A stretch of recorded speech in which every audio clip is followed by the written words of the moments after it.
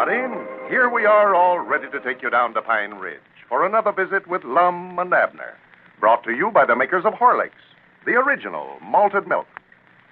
Always demand Horlicks, the original malted milk by name. Don't accept a substitute for it. Horlicks, you know, is made from only rich, full cream milk and the best of wheat and malted barley.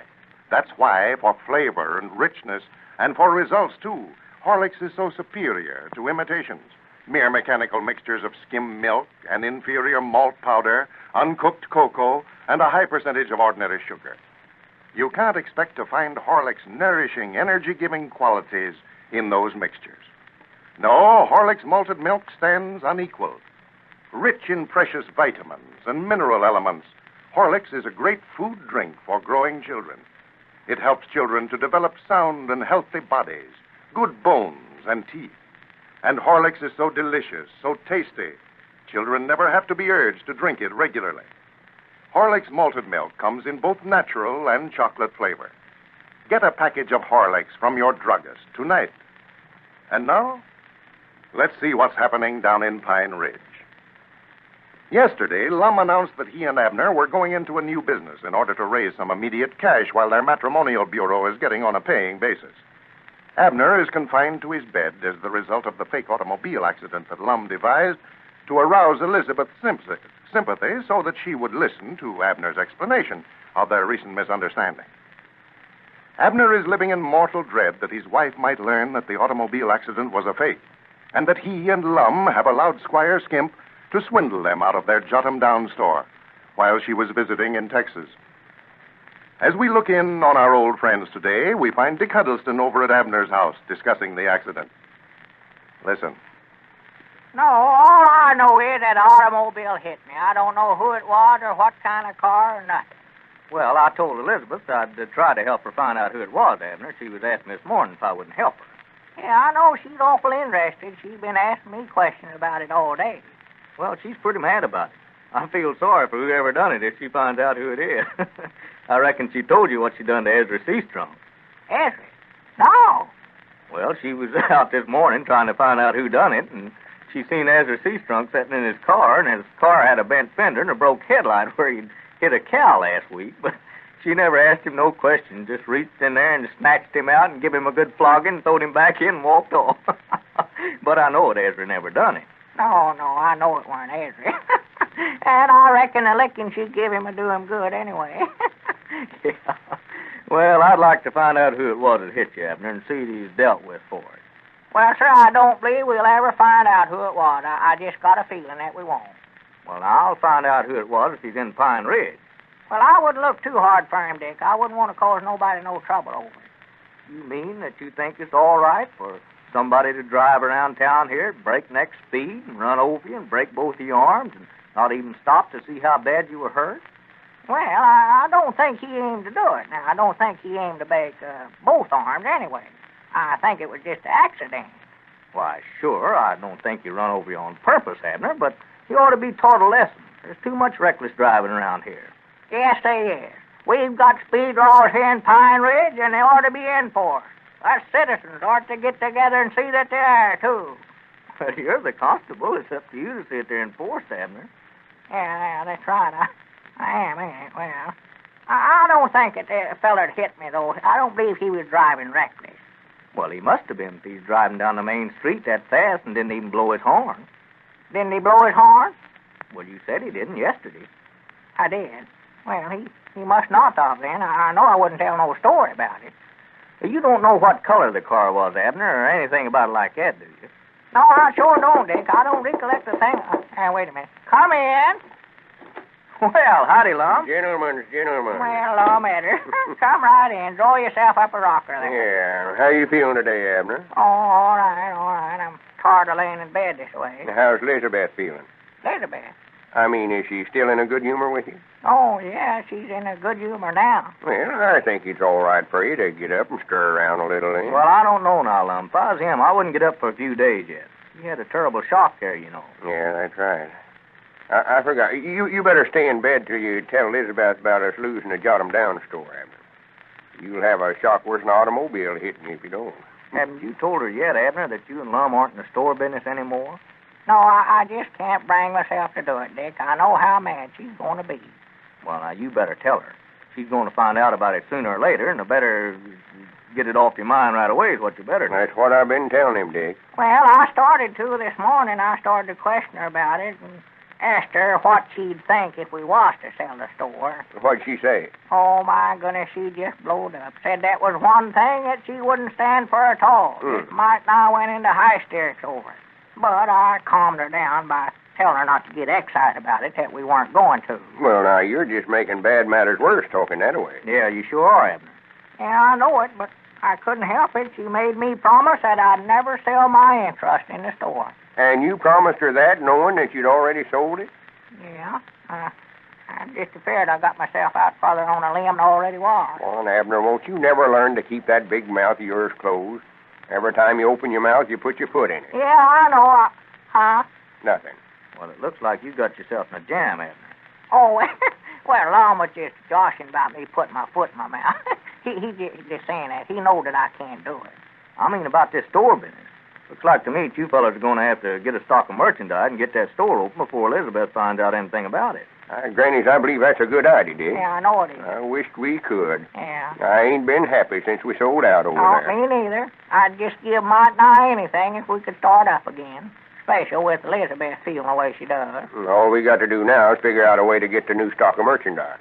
Well, what was this new business that you was telling me we was going into yesterday, Lum? I've been waiting all morning for you to come over. Why, I'll tell you about it some other time. Well, here, now, you fellas want to talk business. I'll get on out of your way here. Oh, no, sit still, Dick. I never meant it that Oh, way at all. sit down, Dick. Oh, I know you didn't, Lum, but I've got to go anyway. I ought to have been back long ago. Well, I hope you get along all right, Abner. Yeah, thank you, Dick. I'm glad you come over. Well, I'll see you later then. So long. So long, Dick. I hope Dick never taken no defense at what I said. I just might not busting to tell you about this new idea. Oh, yeah, well, he never thought nothing about it. What is it, Lum? Looky there. Huh? Granny, there's what we're going to stock the store with. Stock the store? You mean we're going to put in a whole store full of these fountain pens? That ain't no fountain pen, Abner. That's a flashlight. Huh? Let me show you. See, just press that little button on the end there. Looky there. Yeah. Well, I do know. Well, I ain't that the beatin'est thing that you ever seen. What will they think of next?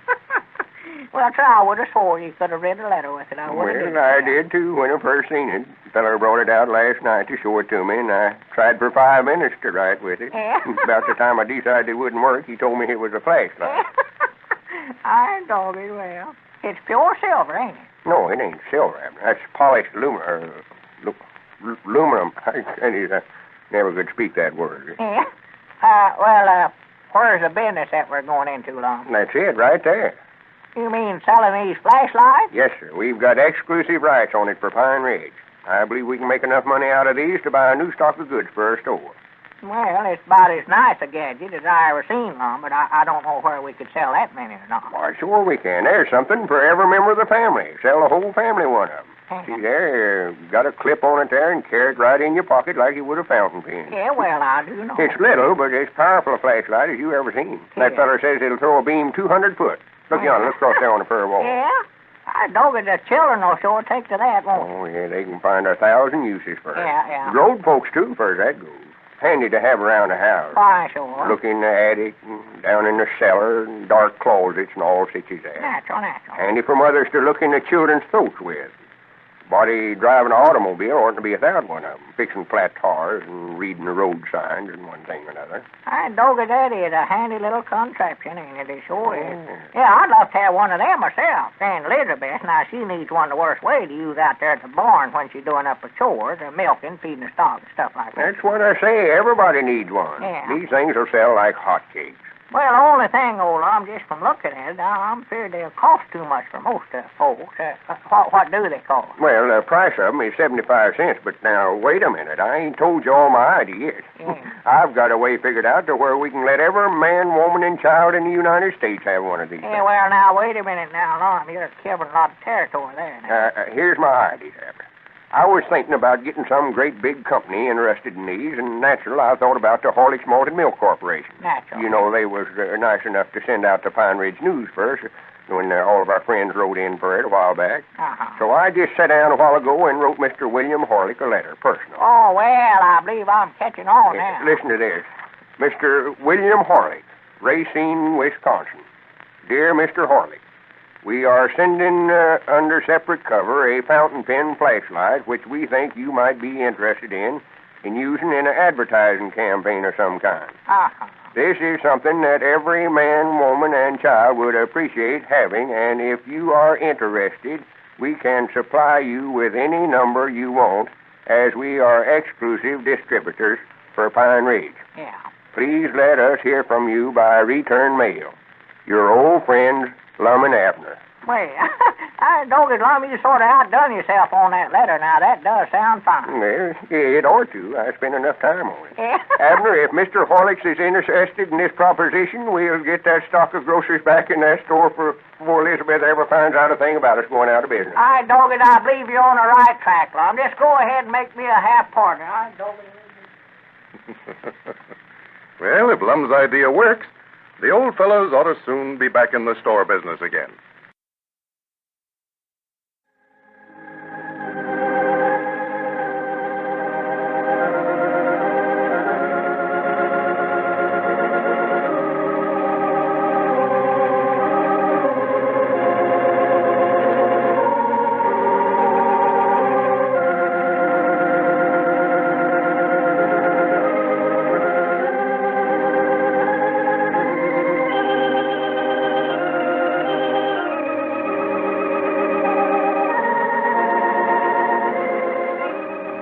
Howdy, everybody. Here we are, all ready to take you down to Pine Ridge for another visit with Lum and Abner, brought to you by the makers of Horlicks, the original malted milk. We're going to have a big surprise for you tonight, so we're going to hurry right on down to Pine Ridge and Lum and Abner. First, though, I'd like to say something to all you boys and girls who are listening. You know, I have a little girl of my own, just about the same age as most of you youngsters. Well, you know what she likes more than anything in the world? A glass of Horlicks chocolate malted milk. She just loves Horlicks, thinks it's the best tasting drink she's ever had. Well, I'll bet that she drinks 4 or 5 glasses of Horlicks every day. Her mother and I like to have her drink it, too, for we know Horlicks will help her to grow up big and strong. Well, what I wanted to tell you was this. I know that every one of you boys and girls, if you try Horlicks, will like it just as much as my little girl. Why don't you ask Mother or Dad to buy you some? I know they'll be glad to get you a package of Horlicks the next time they go to the drugstore. You boys and girls, and you grown-ups, too, be sure and listen to the closing announcement tonight. I'm going to have a big surprise for you. Can't tell you about it just now, though, so be sure and listen later. Well, let's see what's happening down in Pine Ridge. Lum and Abner have secured the agency for a pocket flashlight and have written Mr. Horlick to try and interest him in using a large quantity of them in an advertising campaign. The old fellows are trying to raise enough cash to reopen their Jot-'em-Down store.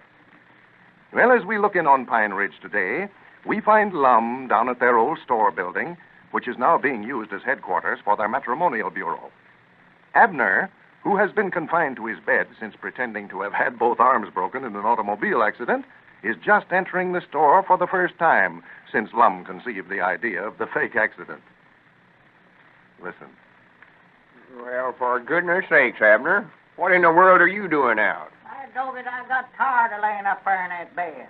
I decided to get out and stir around a little. Yeah, and Elizabeth will just about find out you ain't sure enough hurt, and then we will be into it. Well, now, Lum, ain't no use for me to just lay up in bed just 'cause my arms is broke. Yeah, but you get up and around this way, and you're liable to forget that your arms ain't really hurt and give yourself away. Oh, no, I'm watching that mighty close, Lum. I got my hands all wrapped up, too, so that I won't forget and pick up nothing. You look like you've been in a wreck, all right. Well, I feel like it, too. I've talked about these arms being broke and how bad they hurt till they sure enough got to aching. Maybe Cedric got them bandages wrapped a little too tight on there. Stopped to circulate. Well, I don't know, but they pained me so bad last night I couldn't hardly sleep. just might as well have been broke. It couldn't have hurt me no worse. Yeah. And let me sit down, Lum. I've laid up there in that bed till I'm just as weak as a kitten. Yeah, sure. Draw yourself up a chair and sit. Well, I reckon I'll have to get you to move a chair for me, Lum. Huh? Oh, yeah. Yeah, this is a nuisance having both arms broke. Yeah, it is. Fella has to be weighted on hand and foot. Yeah, it's a shame it had to... Your arms ain't broke. What's the matter with you? Well, no, but I got to make out like they are. Well, you don't have to make out like it around me. You ain't fooling me none. Well, Lum, with my arms wrapped up this way, I can't do nothing for myself. I can't pick up nothing. Yeah, that's right. I was just sort of wondering, Lum, if you'd mind to fill up my pipe with tobacco there. All right. Where is it at? In my coat pocket, left-hand side there. Yeah, right in there. That's it. For goodness sake. What all you got in here? I don't know. Elizabeth put all my stuff in there a while ago, my knife and keys and one thing and another. Worse than some schoolboy about carrying stuff in your pockets. Yeah. Here. Yeah, much obliged. Right now, if you put my pipe in my mouth and light it for me, Lum. Looks to me like you'd quit smoking while you're crippled up this way, Abner. Here. Yeah, that's fine. Thank you. Lum, reckon you could sort of lift my hat off and set it over on the counter? Lift your hat off. Yeah, Elizabeth put it on for me a while ago, and it's about to worry me to death. That's just one thing I can't stand is for somebody else to put my hat on for me. They never get it on right, looks like. Don't feel comfort. All right. Now, if you're settled, I'll get back to work here. Yeah, what are you doing there, Lum? I've been sorting out some of this mail to the Matrimonial Bureau. Oh, still writing in, are they? Oh, yeah. Matrimonial Bureau's fine if we're just making any money out of it. Yeah. Here's an interesting letter, Abner. Read that. Yeah. Would you mind to reach in my inside coat pocket here, Lum, and get my spectacles and set them on my nose for me? Whoever thought of this idea of having both your arms broke anyway? Why, you thought of that, don't you know, Lum? I know that it sure worked all right, too. It's working too good. Here. Hold still. Now, I don't believe we could have figured out a better way to get Elizabeth back in a good humor with me. Now, where's that letter? Oh, yeah. Listen here. From Columbus, Ohio. Columbus, Ohio? Well, you have to hold it up in front of my eyes, Lum, so that I can read it. Never mind. Just let it go. Just let the letter go. Weren't nothing important no way. Why? Well, if I ain't going to read it, why, you may as well take these spectacles off, ain't you? Just leave 'em on there. Yeah. All right, I just hate to wear 'em out when I ain't looking at nothing. Well, Abner, I can't spend all my time waiting on you. If you think I'm going to play nursemaid for you, you just got another guess coming. I've got work to do here. Yeah, well, before you start in on that, Lum, would you mind to light my pipe up again for me? And I wished you'd had both your legs broke instead of your arms. Here, now. Keep puffing on it. Yeah. If you let it go out again, it'll just have to stay out. Yeah, much obliged. Yeah, that's better. Hope your arms is well by the time we get our store opened up again. Yeah, I just hope we get the store opened up by the time our arms gets well. That's what I hope. If Elizabeth finds out that we let Squire Skimp beat us out of this store, Lum, we'll both be crippled up. Well, if this flashlight proposition works out, we'll have a new stock of goods here in a couple of weeks. I believe them things is going like hotcakes. Yeah, I believe they are too, Lum. If we can sell enough of them to get our store opened up again, and by that time our matrimonial business is on a paying base, we'll be back on your feet again. Yeah. Well, if we can just get the store open, that's the main thing. We know we can't starve to death as long as we got a stock of groceries in here. No. And if the worst comes to the worst, why, we can just eat the store, you know. Yeah. Well, we didn't know when we was well off, did we? Why, no. Had the store and making a little money out of it. If we'd just stayed with it, why, we'd have been all right. Yeah, trying to get rich quick. That's it. Squire Skimp come along with his big-sounding talk and made us unsatisfied with what we had. Just what he done. Looked like everything we touched went right backwards to what it ought to. Oh, Lord, we've had a run of hard luck that just might not ruin us long. Yeah, more than likely it'll be good for us in the long run. Get some of these big ideas out of our heads. Yeah, sure. Yeah, if we can get our store back now, we'll appreciate it more. Why, sure. Well, here comes Dick Huddleston. Yeah. He's sure been a friend to us, ain't he? Oh, yeah. I don't know what we would have did if it hadn't have been for him. Been letting me have groceries down there at his store on a credit just to keep Elizabeth from finding out that we lost our store. Yeah, but it can always lean again Dick in time of trouble. Oh, yeah. Must be some more mail for our matrimonial bureau he's bringing over. Yeah, well, howdy, Dick. Yeah, come in, Dick. Well, how you fellas today? No, just fine. Come on back. Well, Abner, I didn't know you was able to be up and around. Well, he oughtn't to be. Yeah, I just got tired of laying over in bed. Come down here and expects me to wait on him hand and foot. Well, how are your arms feeling, Abner? Oh, they're all right, I reckon, Dick. Say, Dick, would you mind to light my pipe for me here? I don't want to ask Lum to do it again. He got sort of aggravated at me. Don't why, do sure, it, sure. Just let it stay out. Lum, here's some mail for you here. There's one special deliver letter in that bunch there, too. Well, I do know. Here you are, Abner. Special deliver. Reckon somebody must be in a turbo. Well, it's a letter from Mr. Horlick, Abner. Huh? Granny's, he answered right back, didn't he? Yeah, open it up and see if he take me up on that proposition, Lum. Yeah. You fellas on deal with Mr. Horlick? Yeah, me and Abner got the agency for these flashlights, and we wrote Mr. Horlick to see if he couldn't use a bunch of them in an advertising campaign of some kind. Here's one of them. Yeah. Looks like a fountain pen, don't it? Say, that's all right, isn't it? Well, that's about as handy a gadget as I ever saw. Well, sir, them things will throw a beam 200 foot. Yeah, now that is a dandy. Say, that's nice for a fellow to have along with him all the time, you know. Like a fountain pen, you can just put it in your pocket there. It's always there when you need it. If you're out in the car at night or something like that. Why, sure, yeah, it's the handiest thing in the world. Young'uns, they get a lot of fun out of it, too. It looks like silver. No, it's polished aluminum, Slum said it was. Well, you know, I'd like to have one of these myself, Abner. What's that, Dick? I'd say I'd like to have one of these flashlights here, All Lum. right, Granny's, you can get one of them. Listen to this. Here's that letter. Mr. Lum and Abner Peabody. Yeah. Dear sirs, That's us. I received your letter, also the aluminum pocket-sized flashlight which you sent me. It is a very attractive and useful article, and I am so enthused over it that I am going to send one as a gift to all users of Horlick's malted milk. Well, I do know. To anyone who sends you the wrapper of a bottle of Horlick's malted milk powder, I authorize you to send them one of these handy flashlights with my compliments. Well, that's nice. In this way, it will be to your advantage to distribute as many as possible. Please accept my sincere thanks for your interest in Horlick's. I am confident that your enterprise will be successful and that the Jot 'em Down store will soon be reopened to the public. Sincerely, William Horlick. Well, good for him. Well, say now, that's mighty Well, nice. I knowed they'd do it. I just knowed it. You know, they was nice enough to mail out our Pine Ridge News for us, and I just knowed they'd do this. Well, sir, that's as nice a gift as I ever saw. And Granny's, I'm going to make an announcement on the party line right this minute. Tell all our friends how they can go about getting one of these Yeah, flashlights. just tell all the folks that wrote in for the Pine Ridge News, Lum, that we got something else for 'em now. I'll tell everybody. Everybody. Men, women, and children. That's a nice gift. I'll tell them that if they ain't got some Horlicks in the house to go out and buy some so that we can get some of these roppers in here. That's the time. The more of them roppers they send in, the more of these flashlights we can send out. And the more flashlights we send out, the quicker we can get our Jot 'em Down store opened up again. Why, sure. Just sure. a minute, folks is listening. Go ahead. Howdy, everybody.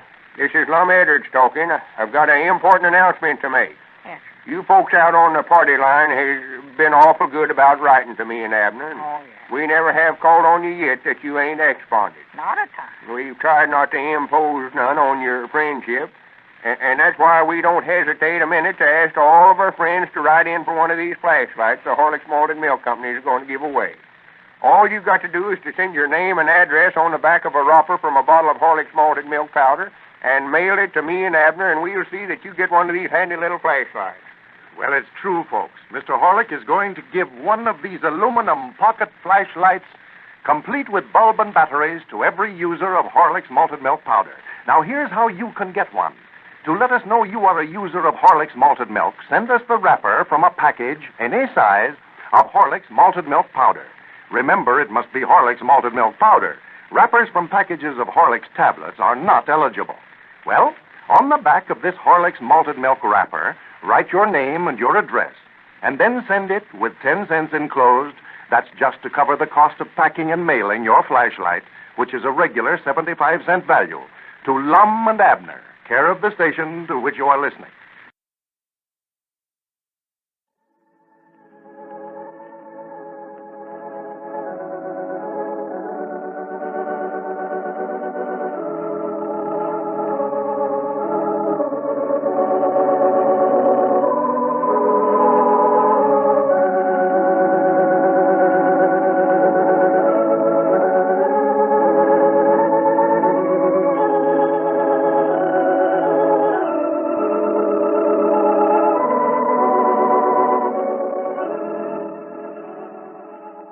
Howdy, everybody. Here we are, all ready to take you down to Pine Ridge for another visit with Lum and Abner. Brought to you by the makers of Horlicks, the original malted milk. Now, if there are any of you who weren't listening last night, here's how you can get a handsome aluminum flashlight, complete with bulb and batteries, with the compliments of the makers of Horlicks. A powerful little flashlight, scarcely larger than a fountain pen, which can be easily carried in a pocket. There are dozens of uses for this handy little flashlight. You could use it to help you find things in dark closets, in the basement, the attic, the garage. Think, too, what a lot of fun the children could have with one of these flashlights. Well, no matter what you want this flashlight for, here's how you can get it. Send in the wrapper from a package, any size package, of Horlicks malted milk powder. It must be Horlicks malted milk powder. Wrappers from Horlicks tablets are not eligible. Write your name and your address on the back of the wrapper and enclose 10 cents. That's to cover the cost of packing and mailing your flashlight. Mail your wrapper and dime to Lum and Abner, care of the station to which you are listening. Then, you'll receive one of these fine aluminum flashlights, complete with bulb and batteries. Now send in for your flashlight right away, folks. Do it tonight. If you don't have a package of Horlicks in your home already, you can get it either natural or chocolate flavor at your druggist. And now, let's see what's happening down in Pine Ridge. Lum and Abner received a letter yesterday from Mr. Horlick authorizing them to send one of their pocket flashlights as a gift to all their friends who will mail in a wrapper from a bottle of Horlick's malted milk. The old fellows are very enthused over the proposition and expect to raise enough funds in this way to restock their Jot 'em Down store.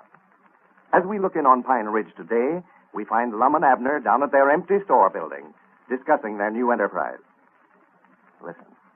Yeah, I know, but I don't believe I'd ordered so many of them flashlights, Lum. I don't believe we'll need half that many. Don't you worry about that. We'll have that many requests in for 'em within the next day or two. Yeah, I hope so. Why, everybody will want one of these. It's the nicest little present I ever seen. I was sitting here a while ago just thinking. There's something a body can find 1,000 uses for. Men, women, and children. Oh, yeah, if they could see it, why, I know they'd write in for one of them, Lum, but us just trying to tell them about it on a party line, why, it's hard to explain to them just what a nice present it is. Well, I told them it was a regular 75-cent flashlight. Yeah, but, Lum, you've got to see it to appreciate it. They've made so many improvements on them here late. When you just say pocket flashlight, why, a lot of folks has in mind them old style kind that a body might not be ashamed to carry. Next time I make an announcement over the party line, I'll tell them about how it looks like a fountain pen and how it's made out of polished aluminum so it'll be nice and light, and tell them all about it. Yeah. Well, now that you went ahead and ordered all these, well, we've got to get in some letters here some way. Well, look how many of our friends wrote in for Pine Ridge News we gave away a while back. This is a way yonder nice present that was. Oh, yeah, sure. I'd love to see all our friends get one, for I know how pleased they're going to be with it, yeah. Everybody I've showed it to has been tickled to death with it. Uh-huh. Said they's going to send in for one of them. I was down at Moe's Moots Barber Shop this morning. They's all trying to swap me out of this, and I got it. Yonder comes Cedric Weasel up out there front. Yeah. He's been trying to get me to patch up some troubles betwixt him and his sweetheart. They've had a sort of a falling out with one another. Well, I hope you don't try to talk him into having an automobile accident to get her back in a good humor with him like you did me. Don't you worry. I'll never try to talk nobody else into that thing again. After having to sit down here and wait on you hand and foot like I've been doing. Well, Lum, I can't wait on myself. Somebody's got to do it. That blame if I don't believe you're enjoying getting waited on this way. Well, I wouldn't say I was enjoying it, but I'm getting a good rest out of it anyhow. That's what I thought. Come in, Cedric. Howdy, Cedric. Good morning. Good morning. Mr. Dick wanted me to bring this mail over to you fellers. Said you's in a hurry for it. Oh, yeah. Much obliged, Cedric. There must be orders for them flashlights now. Hi, Granny, is this all the mail it was, Cedric? Yes, sir, I reckon so. That's all Mr. Dick handed me. Well, This ain't nice. I mean, he's just looking for her. oh, I figured he'd have to bring the mail up here in a wheelbarrow this morning. Well, I could have brung it over in a wheelbarrow, I reckon, but I never seen no use in it as long as I could carry it in one hand this way. well, I'm sure counting on restocking the store here out of these orders for flashlights. Why, the way we're starting out here, it'll take us all spring to fill up the candy case, much less the rest of the store. Yeah. Well, I better be getting back, I reckon. I've got some delivers to make. I'm working down there for Mr. Dick now, you know. Well, fine, Cedric. I'm glad to hear it. That's a good job for you. I wanted to tell you, Mr. Lum, that advice you give me worked out fine. Me and Gertrude Seastrunk's made up again now.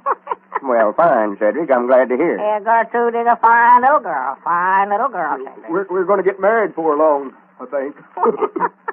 Well, I'm glad to see my advice has helped somebody anyway.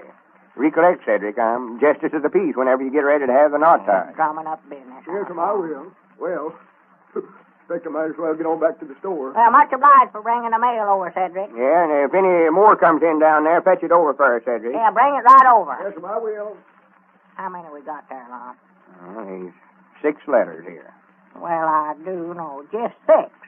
Here's a letter from the city of Muncie, Indiana. Well, maybe the whole town's wanting flashlights, Lum. Yeah, it says, gentlemen, Well, we have learned of your recently organized Pine Ridge Matrimonial Bureau and understand that you will solve domestic problems. Oh, this must be to our Matrimonial Bureau. must be, yeah. I confide in you a very serious problem which is of much concern to our citizens. Uh-huh.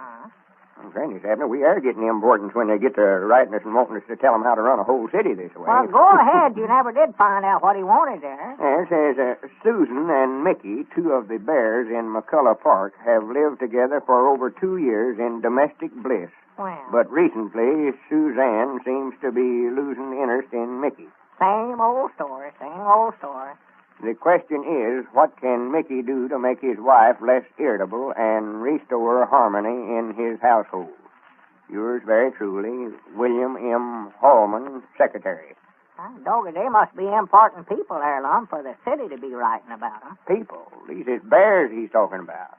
Bears? He says Susan and Mickey, 2 of the bears in McCullough Park. Yeah, but he's talking there like they was humans, Lum. Well, the way I understand this is there's 2 of the bears in the park there in Muncie that ain't getting along as well as they ought to, and they want us to try to figure out some way for them to make up. Yeah, well, I know about how Mickey feels. I saw Elizabeth when she was mighty nice cross as a bear. I thought bears went to sleep all during the winter time, sort of hibernated themselves. Went to sleep during the winter. Why, sure, sleep all winter and stay up all summer. See, their nights is 6 months long. You mean they sleep for 6 months all at one time? They're supposed to. Doggy, if one of them bears has a nightmare, I bound you he knows it the next day, won't you? I thought it was Eskimos that had nights 6 months long, old long. Well, they do. I reckon bears come from up in that sort of that country original, though. They've got fur all over them like Eskimos has, too, sort of. Yeah. Well, now, maybe that's the trouble with Susan. Mickey's been prowling around at night. You get to prowling around for 6 months at a time, well, now, that's carrying things too far. Well, now, there's reason. Yeah, it'd be sort of funny, Mickey go out to lodge or something about October, along in the fall, and come sneaking in along about January, wouldn't it? You ever heard of a bear going out to lodge? Well, I just said it'd be funny if he did. Mickey, a night owl. Well, maybe he walks in his sleep, Lum. You know, that'd be reason enough for him not going to bed. That'd get awful tiresome walking for 6 months at a time. Well, this letter don't say nothing about him not sleeping good, Abner. No. Maybe he sleeps too good. Snores to where he keeps Susan awake. I don't blame her for getting mad. Can you imagine anything worse than laying there and listening to somebody snore for 6 months at a time? No, now that would get awful tiresome, yeah. Yeah, if that's the trouble, I don't blame her for getting mad. Not a bit. Well, they want us to make some kind of a suggestion. Yeah, that's a serious problem. Get them to make up with one another. Oh, yeah. I ought to figure out something he can do to get her back in a good humor. I've got 2 couples straightened out, you and Elizabeth, and Cedric and his sweetheart. I oughtn't to have no trouble with these bears. Well, now, don't go and try to get Mickey to make out like both his arms is broke. That's all right for the first day or so, but carrying your arms around in a sling till they're supposed to get well gets sort of old. Yeah, well, that wouldn't work out for him no way. No, I don't believe it would. I'll study up something. Let's see the rest of these letters here. 6 months. I'd go, that'd be a long time to have to lay and listen to your wife argue about something. I'm just glad we don't sleep for 6 months at a time. Well, sworn to goodness. Huh? These letters is all for the Matrimonial Bureau. There ain't a one here writing in for a flashlight. Well, I do know. Well, you must not explain that to him very good over the party line yesterday, I Long. thought that's uncommonly good speech I Say, gave. Long, how about me call him up on the party line and tell him about it? You?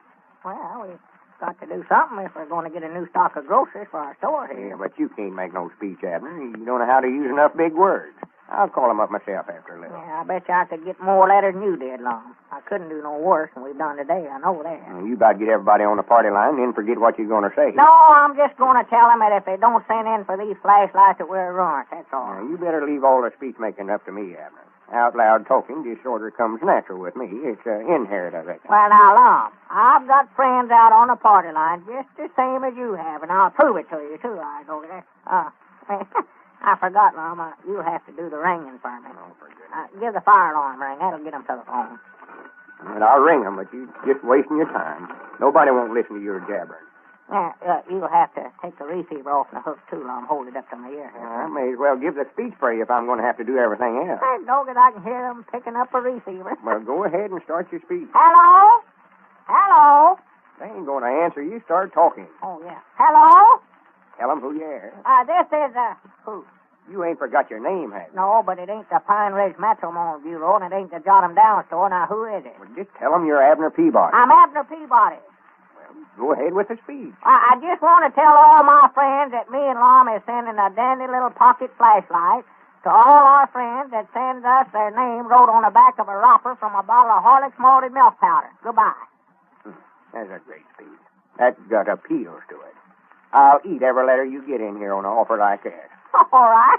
Just recollect that. Every letter I get in offering that speech, you're going to eat it. Well, Lum will know tomorrow how many friends Abner really has out on the party line.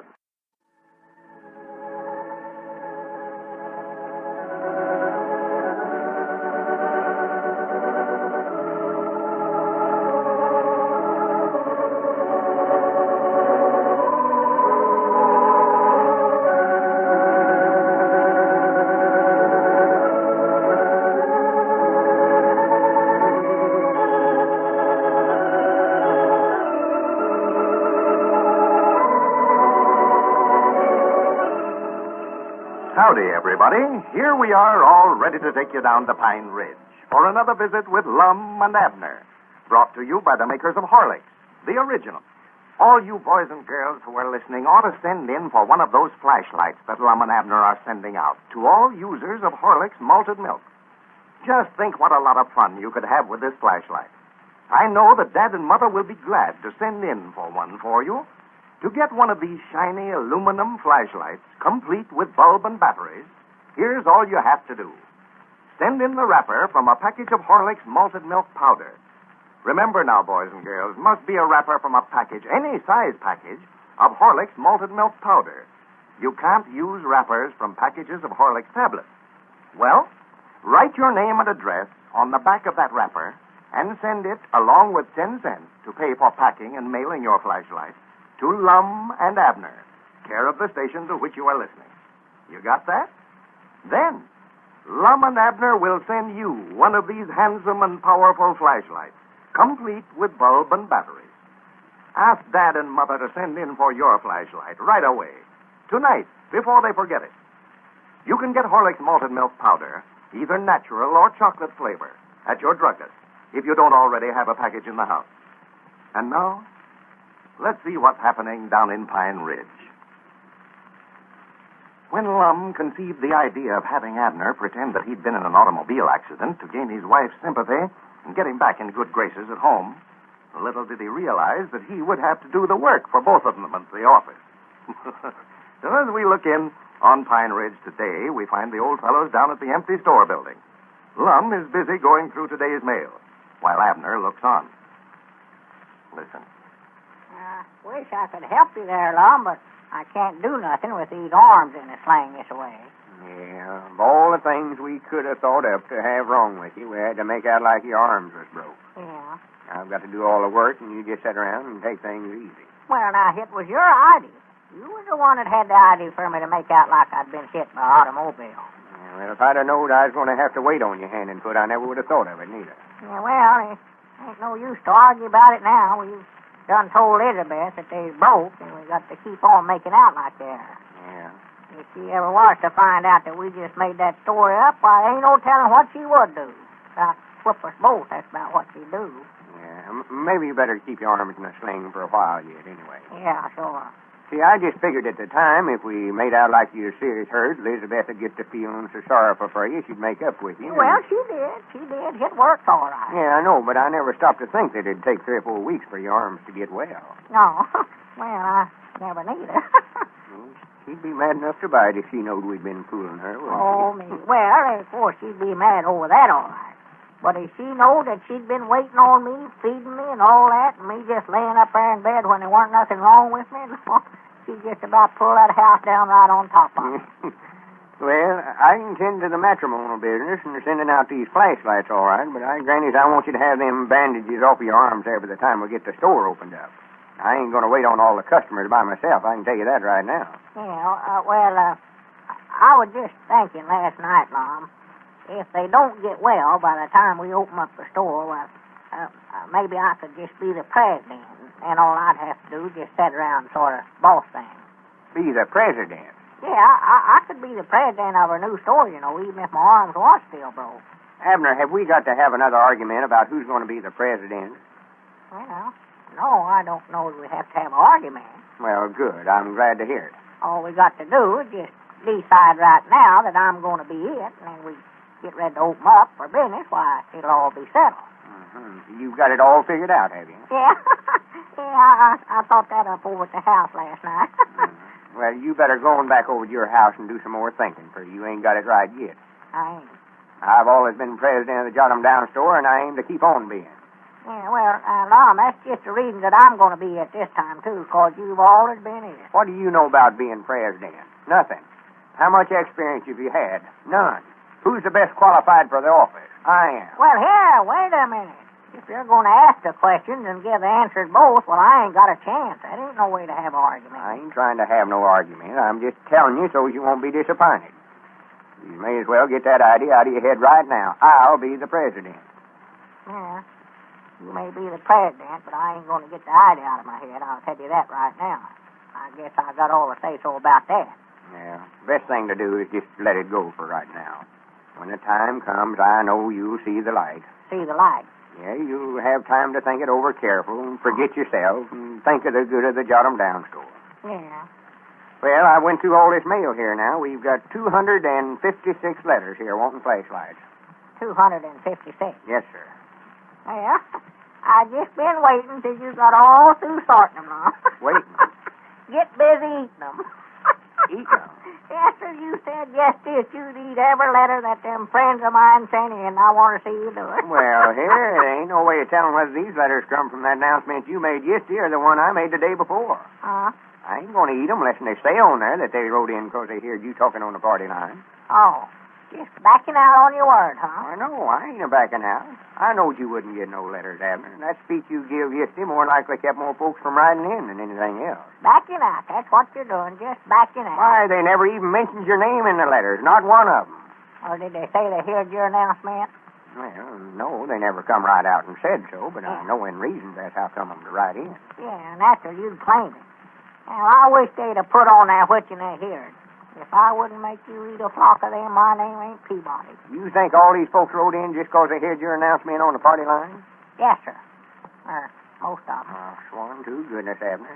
You sure got a good opinion of yourself, I'll say that. Hear your tell of it, you ought to make all announcements. Well, that ain't a bad idea.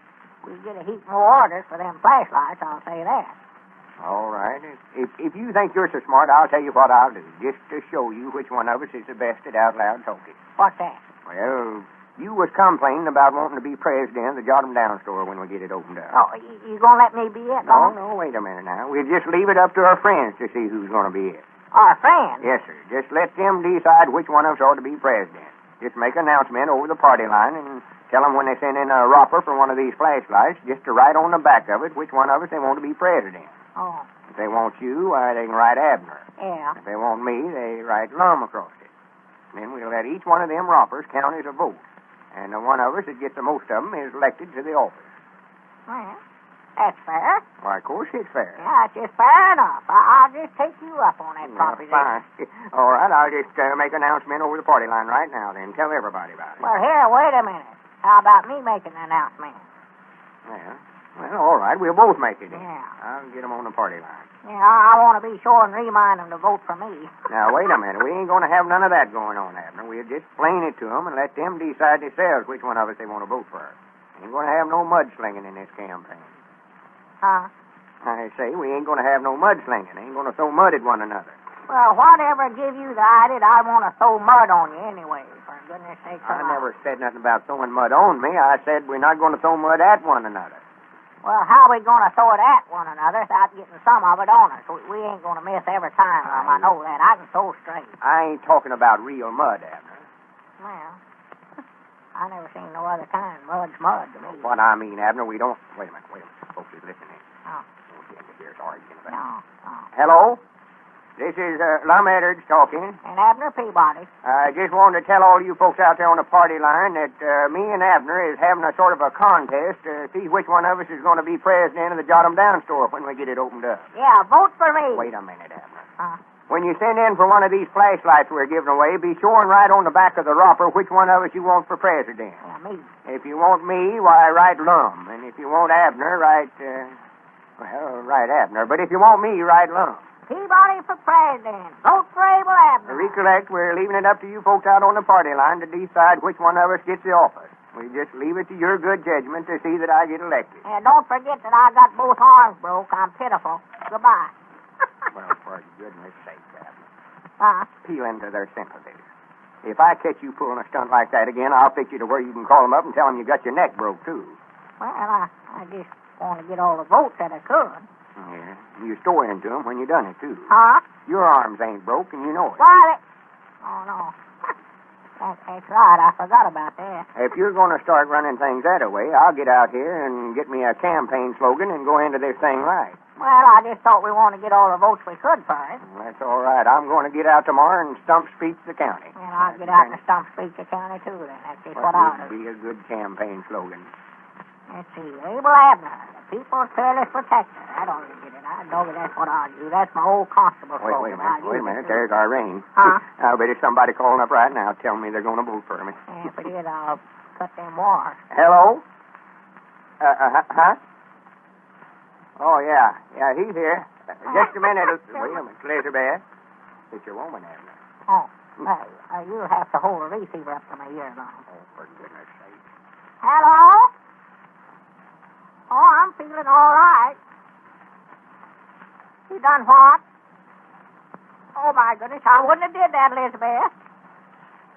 Yeah, but I just wouldn't have did it. Oh, my goodness, What's the matter? Why, Elizabeth has found that accident policy of mine over at the house, Lum, and she's put in a claim for me having both my arms broke. Oh, well, tell her not to do that, Abner. Tell her that your arms ain't broke. Tell her the truth about it. They can get you for obtaining money under false pretense. Yeah, but Elizabeth will get me for something a whole lot worse than that if she finds out that my arm's still nothing broke. Well, Abner will be pitiful if his wife finds out that accident was a fake.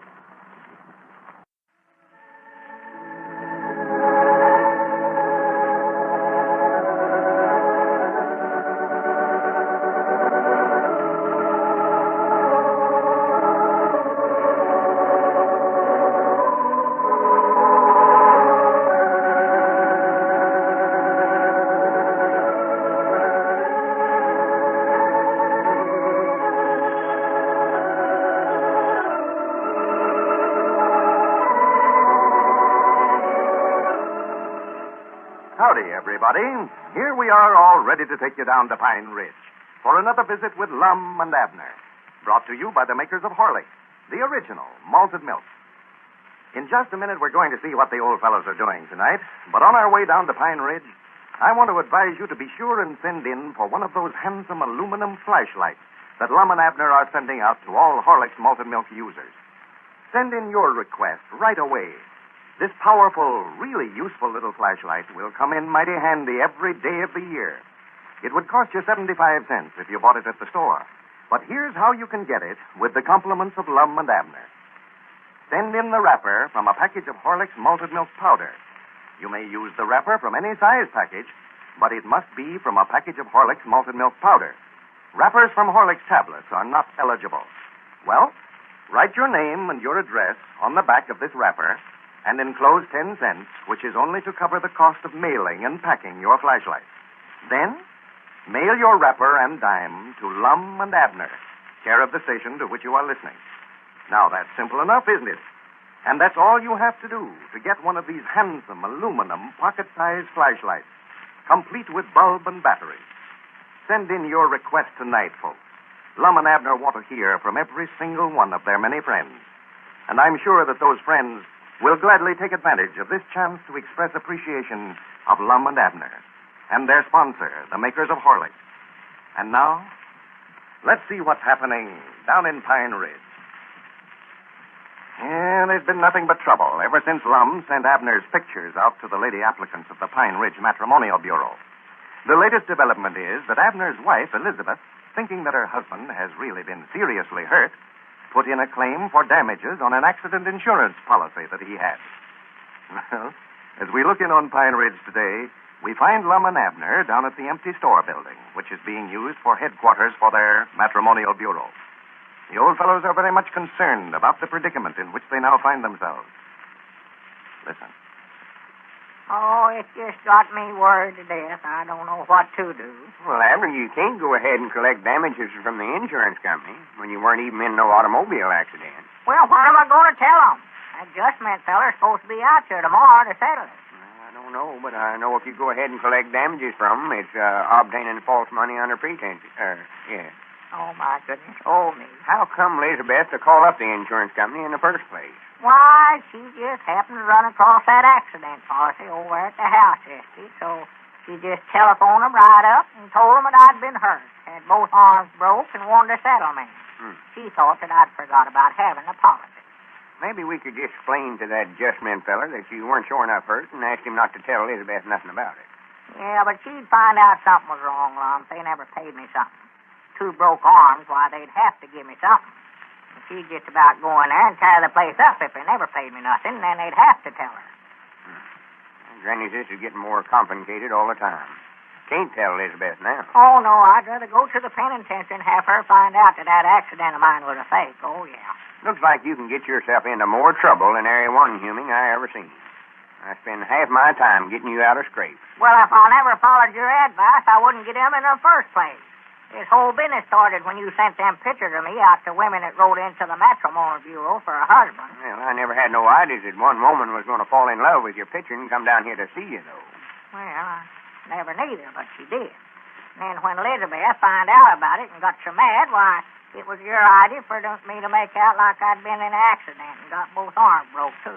That's right. Blame me with the whole thing. Go ahead. Go ahead. That's appreciation for you. And you was the one that talked me into buying that insurance policy, too, Lum Edwards. Said I ought to have it on account of my wife. If you hadn't have said that, why, I wouldn't have bought it. Just wanted to protect her. Protect her? Yes, sir. I told you ought to have it on account of your wife, but I meant to protect yourself, not her. When she gets on one of them tantrums of hers, you ought to have cyclone, tornado, and every other kind of insurance you can get. Yeah, and if she finds out that my arms ain't sure enough broke, well, I'll need more than that. Yeah. That accident policy may come in pretty handy after all. Well, I ain't going to let Elizabeth know about it. Don't you worry about that, Lum. Well, I don't want you to. No, sir. She'd about find out it was my idea in the first place, and we'd both be into it. Ain't that Dick Huddleston coming up out there? Oh, yeah, he's turning in here, too. Well, I don't know what to tell you to do about this, Abner, just offhand, but we got to study up something before that adjustment feller comes out here. I know that. Oh, yeah. Don't let on now. Don't talk about it none while Dick's in here. Well, howdy, Dick. Yeah, come in, Dick. Howdy. I got some more mail for you here. Well, good. Folks writing in for the flashlight, I reckon. I'm anxious to see who they're voting for president. Yeah. Anxious to see what? Who they're voting for president, me or Long? You must not have heard our announcement on the party line yesterday, Dick. No, I reckon not, Lum. Well, see, me and Abner got in a sort of argument here yesterday about which one of us is going to be president of our Jot 'em Down store when we get it opened up again, so we just decided to let the folks out on the party line do the electing. Yeah, we told them that when they sent in for these flashlights that we're giving away, that they could just write on the back of the wrapper which one of us that they wanted to have office. Yeah. Well, won't that sort of complicate matters? Oh, no.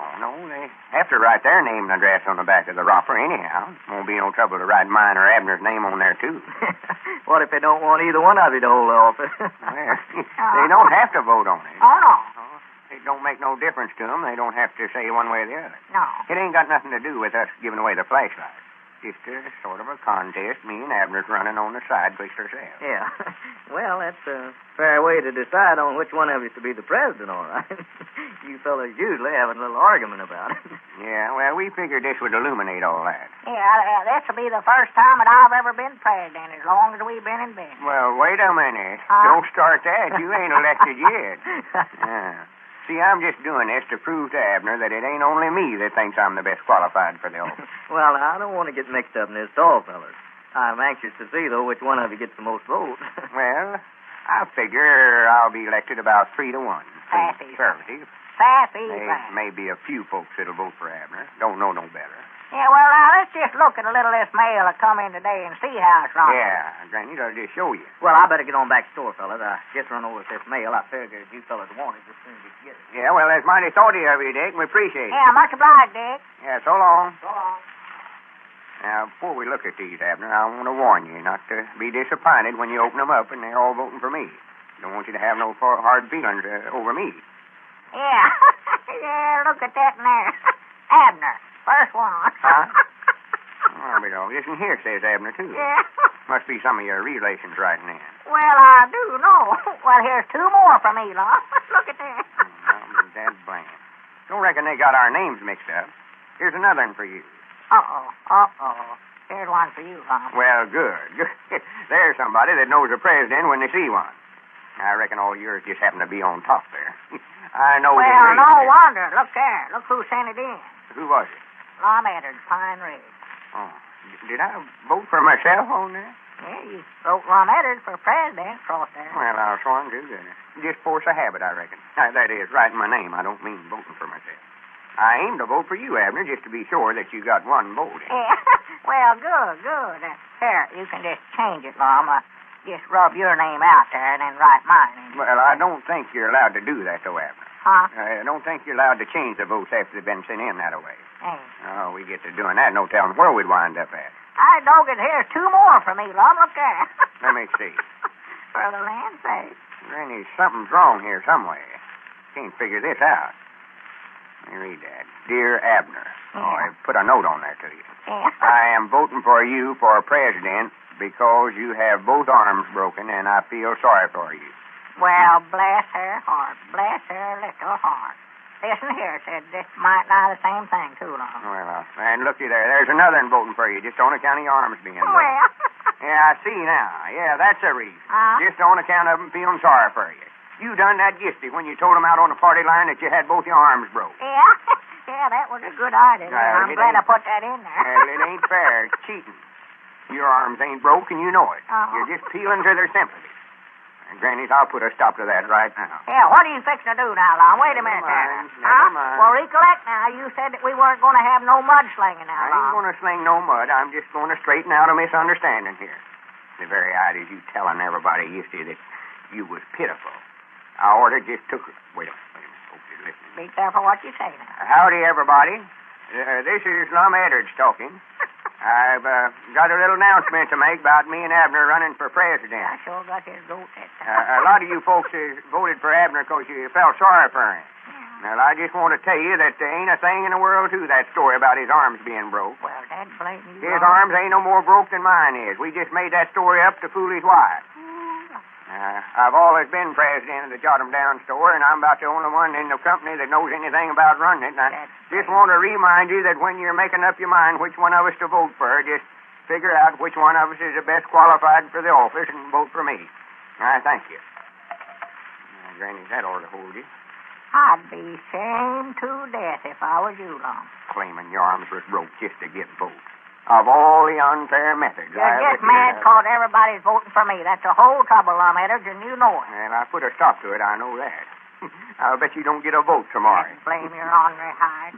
They'll see what underhanded methods you've been using, and they'll ever one turn against you. Yeah, I think that's our ring there, Lum. Yeah. More than likely somebody called me up, thank me for exposing you. Honest thing I ever heard of. Hello? This is Lum Edwards talking. I hope they bought him out. Who? Well, wait a minute. Hold on. Yeah, but, well, yeah, that was just a joke. What's that? Well, I never meant... Yeah, well, here, you talk to him about it. Here, get up here, Abner. Who is it? It's your wife, Elizabeth. She was listening on the party line a while ago and heard me tell everybody that your arms ain't sure enough broke, and she's just a-burning that telephone up. Well, it looks like Lum has bungled things now, sure enough.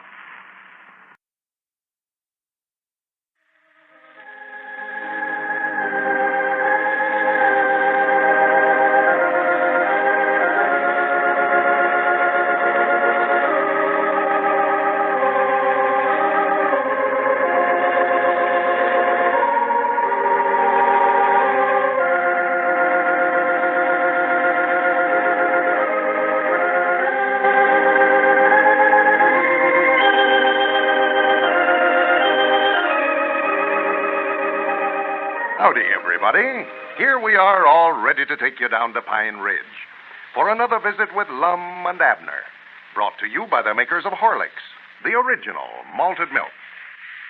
Well, we're on our way to Pine Ridge to see what the old fellows are up to this evening.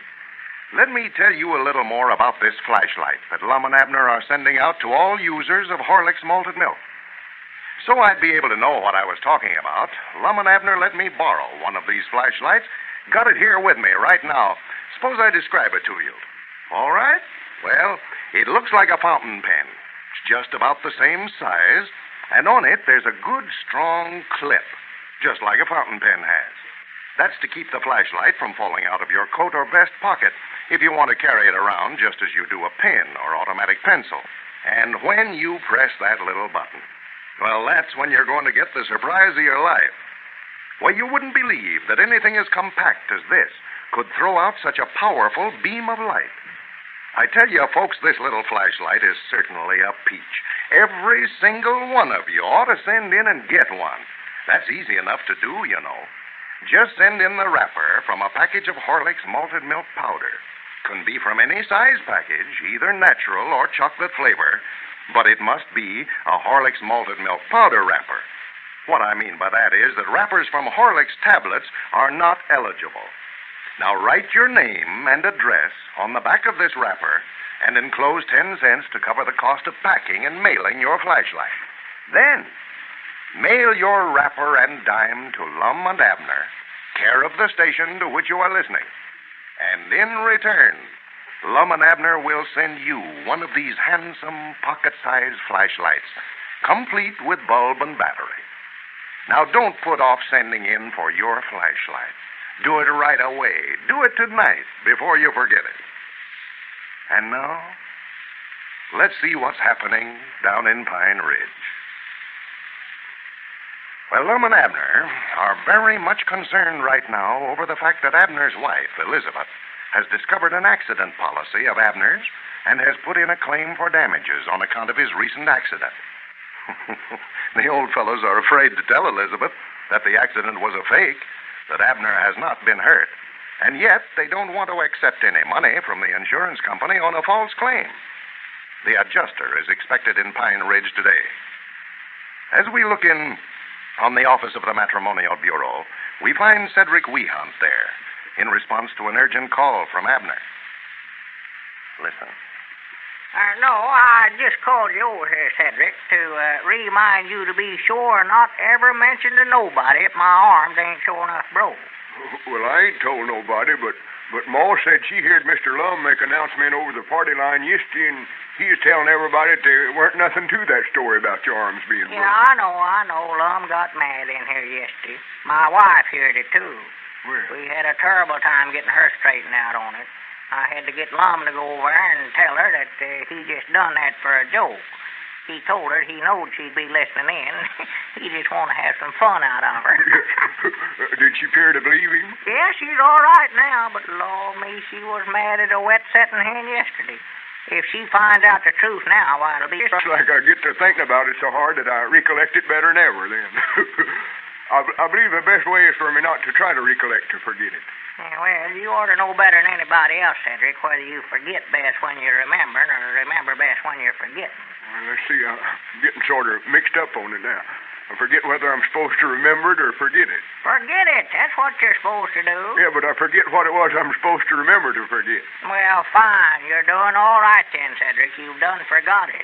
Yes, but I don't know what it was I forgot, though. Well, just quit thinking about it. You're liable to recollect it, and then you'll have to forget it all over again. Was that all you wanted with me, Mr. Abner? Yeah, I reckon so, Cedric. Well, I expect I better get on back to work then. Mr. Dick said he had some orders for me to deliver. The mail carrier hadn't got out yet when you left down there, had he? No, he hadn't come before I left. Oh, doggies, I'm anxious to see how many votes I got today. You know, me and Lum is letting the folks out on the party line decide which one of us is going to be president of our new store when we get it opened up. Well, I reckon that was what Lou Eller was talking about then. Lou Eller? Yes, my little sister. Oh. She come home from school today at noon and said Mr. Lum was down at the schoolhouse there this morning and give a speech. He did? Yes, told them all to send in for one of them flashlights that you're giving away and told them be sure and vote for him for president when they rode in. Oh, he did he? Yes, and that's what she said. So that's the kind of stunts he's pulling, Dad blame his hide. He's doing everything he can, Cedric. Even putting up signs around town saying, vote for Lum Edders for president. Oh, yes, he's got the whole town covered with them signs. I know it. I reckon he'll be elected all right. But I hope you win, Mr. Abner. But, you know, whenever Mr. Lum makes up his mind to be elected to something, ain't nothing going to stop him. You know that yourself. Yeah. Well, of course, I never had no idea he's going to make a regular election out of this. You'd think he's running for a county judge the way he's carrying on. Well, if I was you, I'd get out here and do some handshaking. If you don't, he's going to beat you so bad you won't know you've been in the race even. Hey, Doggett, wait a minute. I'll just call up on the party line again. Remind him that I'm still in the race. You watch the front door there, Cedric. If you see Lum coming, well, holler at me. Wait a minute, though. Here, you'll have to ring the phone for me, Cedric, and hold the receiver up to my ear. I can't do nothing here at these arms. Just give the fire alarm ring. Oh, yes, fire. Yeah, fire alarm. We always ring it to get everybody listening in, you know. We all take down the receivers to find out where the fire's at. Well, whereabouts is the fire at? Why, there ain't none, Cedric. I'm just, wait a minute. Hold the receiver still now. Hello? Why, this here's Abner Peabody's. I just want to thank you folks that's already wrote in for voting for me.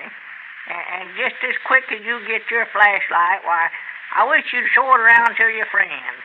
For I know that anybody that sees it's going to want one of them. And be sure and tell them to vote for me, too, when they ride in. I don't know nothing about running for office this way, but if you folks elect me president, I'll guarantee that if any of you comes down to our new store wanting stuff on a credit, I'll let you have it. I've been trying to get to be president ever since me and Lum's been in business, and it's the first chance I've ever had to hold office. I'd love to just show you one time what I can do. I don't... Here comes Mr. Lum out there in front. Oh, well, I hope you send in a vote for me. Goodbye. Hang up a receiver quick there, Cedric. Hang it up. That's the way. I don't believe he's seen you. No. Well, I better get on back to work. Yeah, I'm much obliged, Cedric. Come back again. Well, gentlemen. No. Well, hello, Cedric. You ain't leaving. Yes, I expect I better go. Well, I'd love to have you set a spell and visit with us. Here, have one of my cards. Tell your friends about me. What kind of card is that, Lum? Oh, I just got some little personal cards I'm handing around. Well, vote for Lum Edders for president of the Jot 'em Down store. The people's choice. Get on the bandwagon. well, much obliged. So that's what you're doing. Getting out cards asking folks to vote for you now, huh? Well, recollect that old Eddard saying, everything's fair in love and war and politics. Where you been all morning, Lum? I tried to locate you all over town. Well, I just had a little business to tend to. Yeah, I know what you've been doing. You were down at the schoolhouse making a speech asking the youngest to vote for you. That's what you're doing. Who told you that? Never mind. I heard it all right. Well, Abner, you're going to get the surprise of your life in the next few days when these votes starts coming in. Yeah. Tell you what I'll do. Just to save you a lot of embarrassment, I'll let you withdraw from the race right now. Withdraw? Just forget about the whole thing. Oh, no, you don't. No, you don't. We'll just go ahead and fight this thing to a finish. Well, all right. Recollect, I warned you. If you get snowed under, it ain't my fault. No. What was it you wanted to see me so bad about?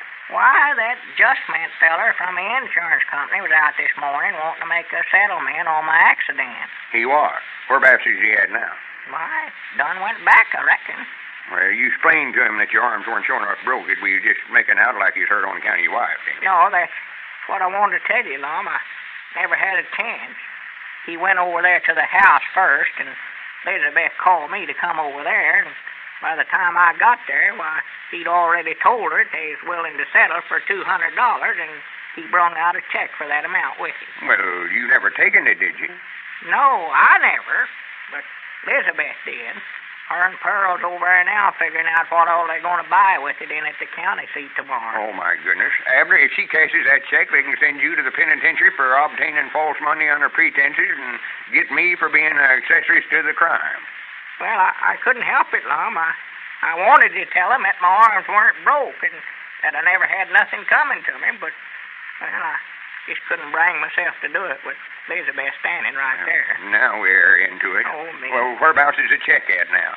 Why, over there in the sugar bowl, I reckon. The sugar bowl. Yeah, that's where Elizabeth keeps all the money. Money for the heathens and stuff like it. You know, she's treasury for the Missionary Society. Well, there ain't but one thing to do, and that's for you to get that sugar bowl and get that check out of there and take it back in there to them insurance people before Elizabeth gets a chance to cash it. Well, I can't get it out with my arms and hands wrapped up in splints and bandages this way. Oh, that's right. Couldn't get my hand in a sugar bowl in the first place. Well, we gotta get that check some way, Abner. I don't want to get mixed up in no false pretense business. It wouldn't be hard to get if somebody could just sort of slip in the kitchen there when Elizabeth ain't in there. That sugar bowl sits right there on the top shelf in the cupboard. Yeah, I was just thinking here. Huh? Reckon I could slip in there and get that check out without her catching me? Well, I tell you what I could do, Lum. I could see that kitchen door is left unlocked tonight, and you could wait till we go to bed, and then you could slip in there and get it out no trouble at all. Yeah, Granny, that might work. What time do you generally go to bed?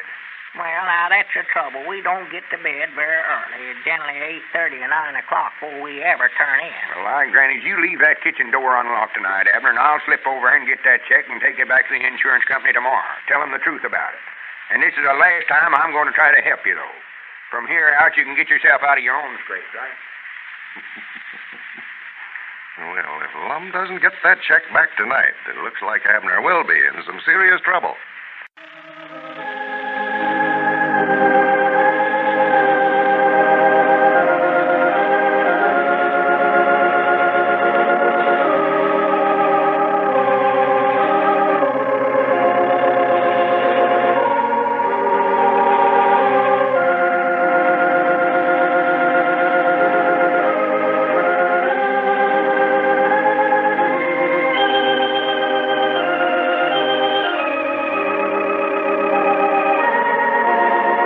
Howdy, everybody. Here we are, all ready to take you down to Pine Ridge for another visit with Lum and Abner, brought to you by the makers of Horlicks, the original malted milk. Well, folks, you'll have to hurry if you want to get one of these handsome pocket-sized flashlights from Lum and Abner. So send in your request right away if you haven't already done so. This fountain pen-size aluminum flashlight is a really useful article. Something that would come in handy every day of the year. Now, this same flashlight would cost you 75 cents if you bought it at a store. But here's how to get one with the compliments of Lum and Abner. Send in the wrapper from a package of Horlicks malted milk powder. It may be from any size package and from either the natural or chocolate flavor. But it must be from Horlicks malted milk powder. Wrappers from Horlicks tablets are not eligible. Well, write your name and address on the back of this wrapper and send it, enclosing 10 cents to cover the cost of packing and mailing your flashlight, to Lum and Abner, care of the station to which you are listening. Now send in your wrapper and dime tonight. Don't put it off until it's too late. This is a fine opportunity to get a powerful, useful little fountain pen-sized flashlight, complete with bulb and battery. It's a fine opportunity, too, for all you loyal Lum and Abner fans to express your appreciation of the old fellows and of their sponsor, the makers of Horlicks. And now, let's see what's happening down in Pine Ridge. Well, last week, Lum and Abner planned that Lum should slip into Abner's house and get the check the insurance company paid Abner for the claim on his recent accident. As the accident was a fake, the old fellows had to get that check back to keep Abner's wife from cashing it. Well, the plan evidently didn't work out very well. For as we look in on Pine Ridge today, we find Lum and Abner down at the office, apparently in more trouble than ever. Listen. Well, Elizabeth Fishinger, the one that done it all right, Lum. Tried her best to get me to arrest you for it. You never told her it was me, did you? No, but them tracks that you made out there in the backyard was a dead giveaway. Everybody in the community knows you're the only one around here that's got a foot on them that big. Well, she can't prove nothing on me from them footprints. That's the reason I'm wearing these little bitty shoes today. So if she comes down here wanting to measure my feet, she can see why I ain't the one. Yeah. She'll think I wasn't anyway. Yeah, but, Lum, she can tell them shoes don't fit you neither. Looks like your foot is doubled up in there. Where'd you get them shoes at, anyway? I bought them down Dick Huddleston's store. For the land's sake, look at that. Dick tried his best to get me to buy a bigger pair. Said these would just ruin my feet. Yeah, they He will. never knowed what I wanted for him.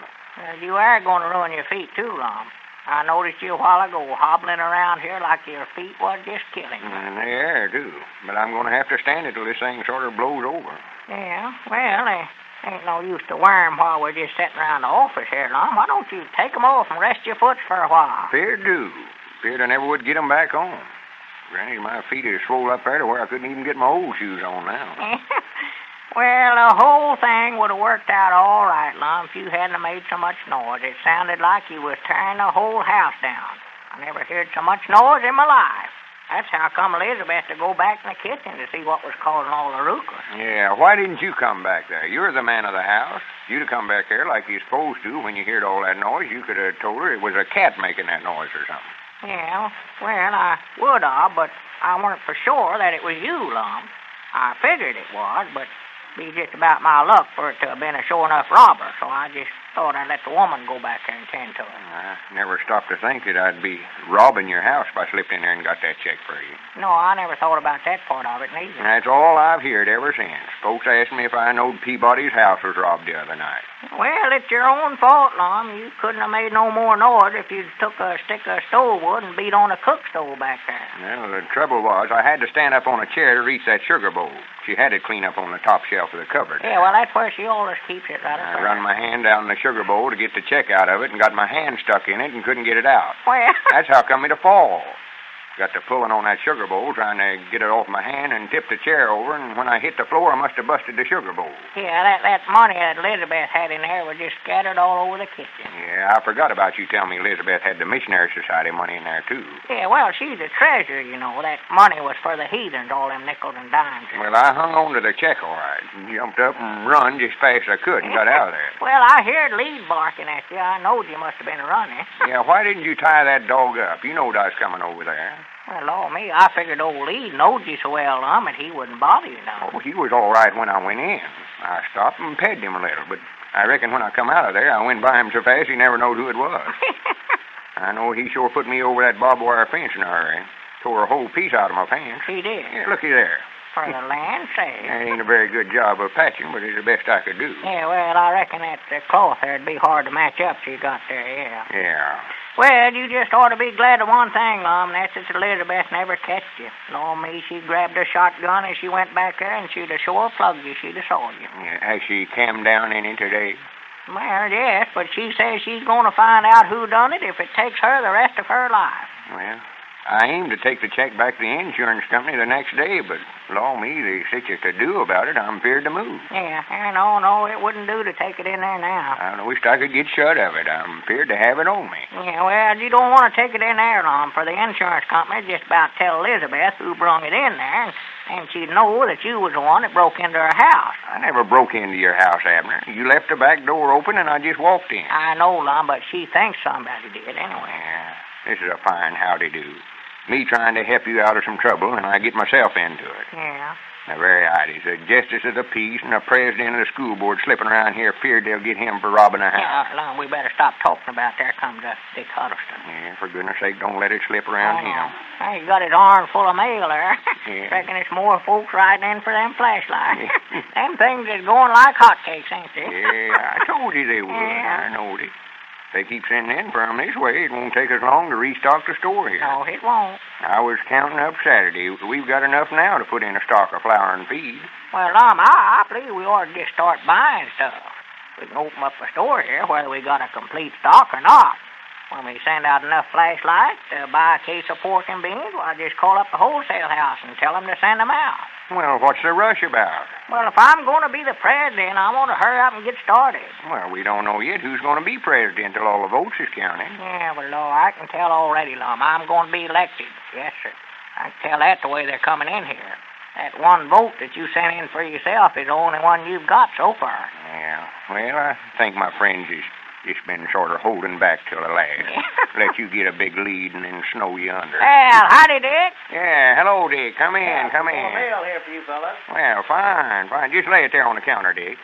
Okay, that's the biggest batch we've got yet, ain't it? Yeah, but this ain't half of it. I'll send Cedric over with the balance of it after a while. Well, for goodness sake. Yeah, those flashlights are going a lot better than I thought they would. Well, I ain't surprised over it. I know they would. Well, I knew they would too, Lum, if everybody could see 'em, but I knew it was going to be hard for you fellas to explain to 'em just what a nice gift it was. Well, we explained it the best way we could, and then we asked everybody that writes in when they get theirs to show it to their friends and show it around town, you know. I know that everybody sees it's going to want one of them. Well, they must have been showing them around, too, for we're getting more mail every day. Yeah, let me look at some of these letters, see how these votes is coming in. Out of all them letters that we got Saturday, Dick, Lum never got a single vote, not one. I knowed if we left it up to the folks out on the party line, I'd get to be the president. Well, this thing ain't over yet now. Don't forget that. By the way, Abner, have you found out any more about who broke into your house the other night? Well, no, ain't found out any more about it, no. I understand that whoever it was tried to steal the money that the Missionary Society was saving up for the heathens over there. Well, I don't think there's anything to that. Well, they think so anyway. They had a meeting, my wife was telling me about it, and they decided if the constable here couldn't find out who was doing this robbing, that they was going to take it on themselves to do it. Well, all me, both of my arms is broke. Yeah, I know that's bad, Abner, but that's what they decided anyway. Well, I don't think whoever done it aimed to steal the Missionary Society's money, though. No, I don't either. Well, I don't know anything about that, but I feel sorry for whoever it was, so the women catch him anyway. Yeah, well, I don't believe they'll find him around here. More likely just some tramp that's passing through town, done it. No, I don't think so, Abner. Blame another letter for It's that. bound to have been somebody that knows your family awfully well, or they wouldn't have known that your wife kept that money up there in the sugar bowl. Well, it might have been. You know, there's been 3 or 4 robberies around here lately. I think whoever robbed your house the other night is the same one that's been doing this other, too. No, I don't think so, Dick. I don't think he had nothing to do with them other robberies. Well, that's what everybody thinks anyway, Lum. I've been hearing a lot of talk down there at the store.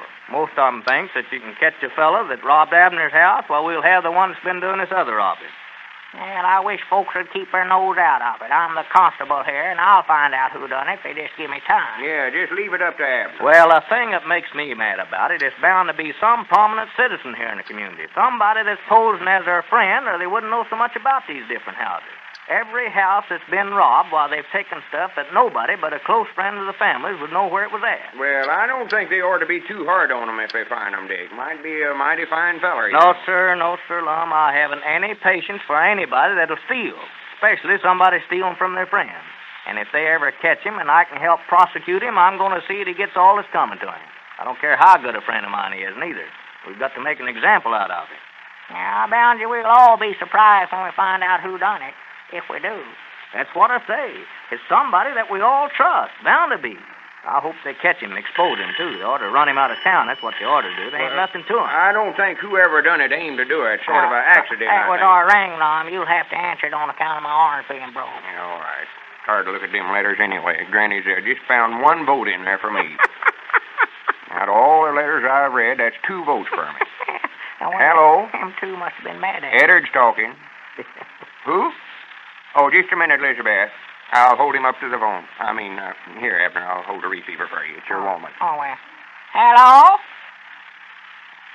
Why, yeah, I reckon so. What's the matter? Huh?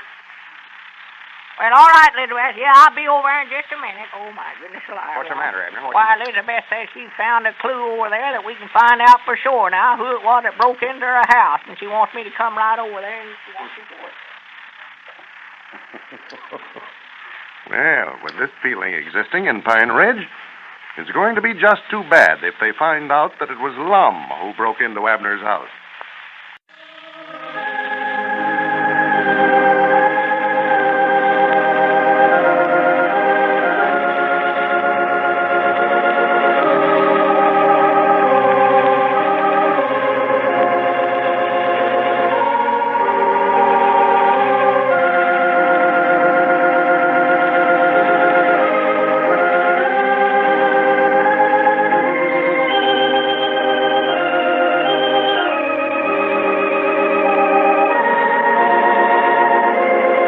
Howdy, everybody. Here we are, all ready to take you down to Pine Ridge for another visit with Lum and Abner, brought to you by the makers of Horlicks, the original malted milk. Now, there are probably some of you who haven't yet sent in for one of those handy little pocket-sized flashlights that Lum and Abner are sending out. You'd better do that right away, folks. You certainly don't want to pass up this opportunity to get a fine, useful flashlight with the compliments of your old friends, Lum and Abner. All you have to do, to get one of these flashlights, complete with bulb and battery, is to send in the wrapper from a package of Horlicks malted milk powder. Maybe from any size package, either natural or chocolate flavor, but it must be from a package of Horlicks malted milk powder. I mean by that wrappers from Horlicks tablets are not eligible. Write your name and address on the back of the wrapper, and then send it enclosing 10 cents, which is only to cover the cost of packing and mailing, to Lum and Abner, care of the station to which you are listening. You got that? All right. Now, in return, Lum and Abner will send you this handsome aluminum fountain pen-size flashlight, complete with bulb and battery. Now, there's nothing difficult about that, is there? Do you know of any easier way to get a powerful, efficient flashlight, the kind that you'd have to pay 75 cents for in a store? Well, send in your request right away, tonight, before you forget it. If you haven't a package of Horlicks malted milk powder in your home now, you can get it in either natural or chocolate flavor at your druggist's. And now, let's see what's happening down in Pine Ridge. When Lum and Abner planned for Lum to slip over to Abner's house the other night and retrieve that check the insurance company paid on the claim on Abner's fake accident, little did they realize the trouble it would cause. The citizens of Pine Ridge felt that if they could find the culprit who broke into Abner's house, they would clear up several mysterious robberies that have been committed recently. Well, yesterday, they found clues that definitely identified Lum with the crime. And the old fellow has been arrested and locked up in jail. As we look in on our old friends today, we find Abner at the jail door. Listen. Lum? Hey, Lum. Lum. Hey, Lum. Who is Lum. it? Who is it? Hey, it's me, Abner.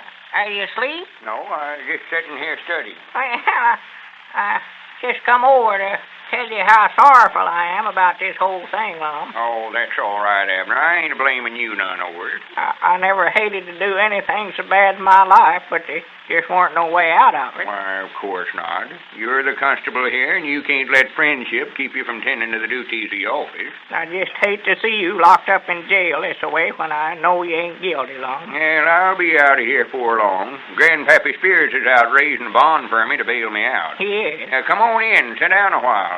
Nice and warm in here. Yeah, well, you'll have to reach through the bars here, Lum, and get my keys and unlock the door. I can't do a thing with these arms bandaged up this way. Here. That him? Yeah, that's him right there.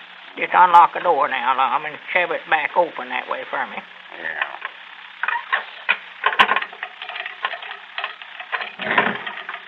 If I'd have noticed that easy, I'd have slipped out of here. Well, Come you on couldn't in. have got out without the key. No, that's right. Oh. Well, here, better take them keys back. I don't want Yeah, nobody to yeah, find them in my Oh, pocket. well, you ain't gonna run off. Here, come on back and sit here by the stove. Yeah. Is that a flopper? Yeah, that's all As right. big as a bucket, is Yeah, it? that's a good thing you got it. These concrete floors are awful damp in this time of year. Well, Abner, I'm proud you come over. I've been sorter in the door. Yeah. You're about the only one left around here that'll even speak to me. You and Grandpap. Yeah, folks is pretty mad about it, all right. They think you're the one that's been doing all this robbing around here lately, you know. Yeah, I know it. There's been a dozen of them come by here, stand there at the door and call me a thief and robber and everything else. Here, sit down. Yeah, thank you. Folks all I thought was my friends and just turned right square backwards again me. Yeah, Law, they're the ones that insisted on me throwing you in jail. Such fellers as Ezra C. Strunk and Caleb Weehunt and Mose Moots and the whole bunch. Yeah, that hurts me worse than anything else. Why, sure. Even Dick Huddleston come by this morning and told me how disappointed he was in me. So I know he must think I'm guilty, too. Yeah, well, naturally, they had the proof right on you, Lum. They found that piece of cloth hanging on the barbed wire fence over there, and it matched up with that place that was tore out of your pants, so There weren't no doubt in their minds but what you done it. Well, it just goes to show that folks is all as ready and willing to believe the worst about anybody, even their best friends. Yeah, they are. Just human nature, I reckon. When a feller gets down this way, instead of trying to help him up, why, everybody wants to shove him just a little further down if they can. Well, Lum, I wish you'd let me just go ahead and tell Elizabeth and everybody else how this whole thing happened. No, now, Abner. That's nice of you to offer to do that, but I just won't stand for it. Well, it'd straighten this whole thing out, Lum, get you out of this mess.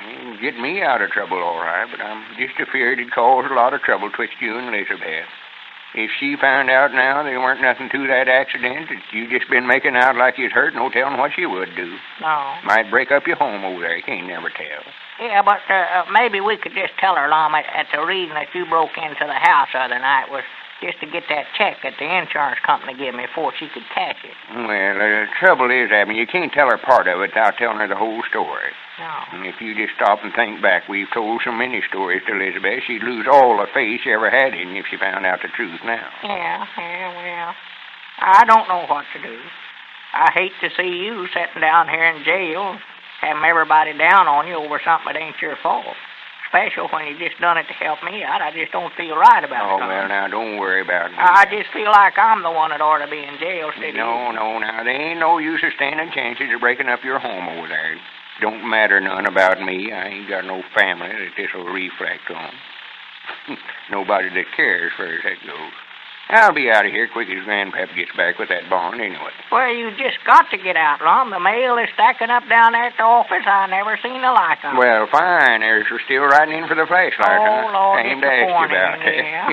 Well, that's good. Enough of our friends sends in for them flashlights, we can at least get the store restocked and opened up again. Give us a sort of a chance to start all over again. Yeah, well, I've had Cedric down there helping me all day, opening up letters for me while I count the votes and see which one of us they want for president of the Jot 'em Down store when we get it opened up. How's the votes running? Well, I don't like to tell you nothing that'll make you feel any worse, Lum. It just looks like you've had enough trouble. Well, it ain't your fault, Abner. If folks want you to be president, you can't help it. Ain't I running no better than I have been? Well, we ain't got all the mail open up yet, Lum. We ain't went through more than half of it, what come in today. Well, how many have I got so far? You mean out of them we got today? Yeah, how many votes have I got?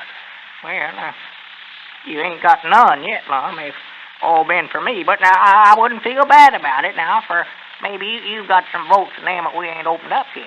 No, I don't reckon I have, Abner. I can see already I ain't as popular as I thought I was. Well, of course, I want to get all the votes I can, Lum, but I don't want you to feel hard at me. Why, no, of course not, Abner. I ain't blaming nobody but myself. That letter we got the other day where that woman from Lincoln, Nebraska had wrote in and said I was a big blowhard and had always run over you and she hoped I never got a single vote. Yeah, well, now, I wouldn't pay no attention to such talk as that. Well, I don't know, Abner. It got me to studying. I had a lot of time last night and all morning. I think she's about right about it. No. I ain't been as thoughty as I ought to been. Why, you have? Had way on her too good an opinion myself, I reckon. Thought the minute we started that contest, everybody'd write in and say they wanted me for president, but see now about where I stand, I reckon. And I don't feel bad. It's sort of hard on a feller after being president or something for so long and then have to step down now. It ain't like if I weren't used to holding high offices that way. No. I've always took such a pride in all the offices I have. Why, natural. Justice of the peace and president of the school board. I've held that office for years. Oh, yeah, no, you've been president of the school board ever since I can recollect. Well, good people of this district honored me with that office, and I've tried my best to make them a good president. You did it. I look back and see some of the scholars that went through our little school over there and went out and made successes of themselves. I can't help but feel a little proud of myself, knowing that I had a hand in their education. Why, sure, you ought to. Well, it gives me a chance to see that these children around here get advantages that I never had when I was a young'un growing up. Why, sure. Proud to do it. Yeah, sure. I believe that's, that's Grandpap coming yonder, Lum. I reckon he's got your bond. Well, fine. Yeah, I'm glad you're here so she can let me out. Yeah, as soon as he hands me that bond, why, there ain't no reason why I can't turn you loose, and. I'll be glad to get out of here. Let me get my hat and coat on so we won't lose no time. Yeah, get all ready, sure. There's that quilt you brung down here for me. You better take that back over to your place. Yeah, well, I had to slip that out of the house. Elizabeth never knowed I brung it over. Just come on in, Grandpap. The door's unlocked there. Feared I got some bad news for you, Lum. Bad news? What's the matter? Couldn't you get the bond, Grandpap? Lum, I tried everybody in this town. I couldn't get a soul to sign this bond for you. Well, Hanson. Well, And it looks like everybody turned against you. They said you could stay in this jail for the rest of your life for as they cared for. I do know. well, thank you anyway, Grandpap. I know you done your best. There was something that I never seen. They was having a sort of a meeting there in the lodge hall, sort of a mass meeting. There's one or two in there that I never got a chance to talk to. Yeah, I hear they's having that. Well, just let it go, Grandpap. Maybe we can study up something else some other way. Thank you. I did want to get out, for, me and Abner's got this contest on. I know folks won't want to vote for me for president and me laying down here in jail this way. I don't think that'll make no difference, Lum. Well, I can't get out to drum up no votes or nothing, no. Yeah, well, Lum, you was getting beat anyway. You know that. You ain't got but 2 votes out of all the letters we've got so far. Well, I'll be dad blamed. Huh? What you reckon them fellers is wanting? Well, Squire Skimp and Ezra Seastrong. Yeah, Squire was the one that called that meeting this afternoon. He was. Well, good evening, gentlemen. Good evening. Well, howdy, fellers. Come on in, Squire. The doors ain't locked, eh? Yeah, come in. No, I reckon we're a little more particular who we associate with than Abner and Grandpapa is. Ezra. No, I can tell you what I want from right here. The good people of Pine Ridge had a meeting this afternoon, Lum, and me and Ezra was appointed to come over here and tell you that we don't feel that a thief and a robber is a fitting kind of a man to have at the head of our school. And we're asking you for your resignation as president of the board of directors. Well, with Lum's friends all deserting him, it looks like Abner will have very little trouble winning the contest and becoming president of the Jot 'em Down store. This is Carlton Brickert, speaking for Lum and Abner and Horlicks, who now bid you all good night and good health.